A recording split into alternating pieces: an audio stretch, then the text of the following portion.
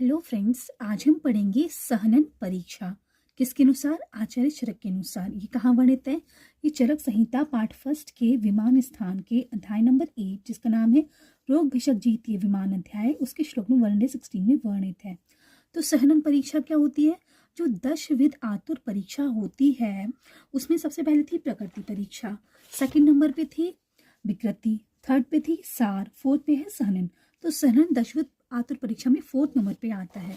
तो सहनन क्या होता है ये हम देखते हैं। तो सहनन सहति संयोजन, सहनन को सहति और संयोजन भी कहते हैं, इसका एक ही अर्थ होता है। और सम सुविभक्त अस्थि, सहनन उस व्यक्ति को कहते हैं, सहनन परीक्षा उत्तम है, उस व्यक्ति में उत्तम होती है जिसकी अस्थि यानी कि बोन सुविभक्त हो, यानी कि जो एक नॉर्मल इंडिविजुअल होता है उसमें जो बोन का अलाइनमेंट होता है, बोन्स एक दूसरे से अटैच होती है, उनका अलाइनमेंट, उनकी डायरेक्शन बहुत सुविभक्त हो, स्ट्रॉन्ग हो, और सुभर संधि, जॉइंट्स भी जो हो वो टाइटली पैक्ड हो, अरेंज्ड हो।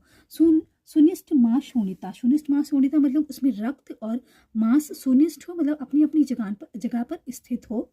सुसंहत शरीरा, उसे सुसहज शरीरम तो उच्चते, उसे सुसहित शरीर यानी संगठित शरीर कहते हैं। सुसंगत शरीर वाले मनुष्य बलवान होते हैं, जिनमें ये सब होता है, मतलब बोन्स, ब्लड, मसल और जॉइंट्स जब अच्छे से संगठित हो तो वो मनुष्य बलवान होता है। पुरुष बलवंता विपदे एणाम अल्पबला, जो इससे विपरीत होता है, जिसमें संगठन सही नहीं होता है, विपरीत होता है, वो अल्पबल वाले होते हैं।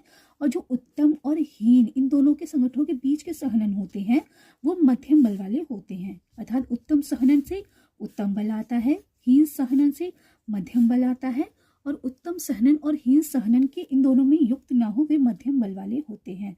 तो गाइज ये थी सहनन परीक्षा आचार्य चरक के अनुसार। Thank you guys. जय आयुर्वेदा।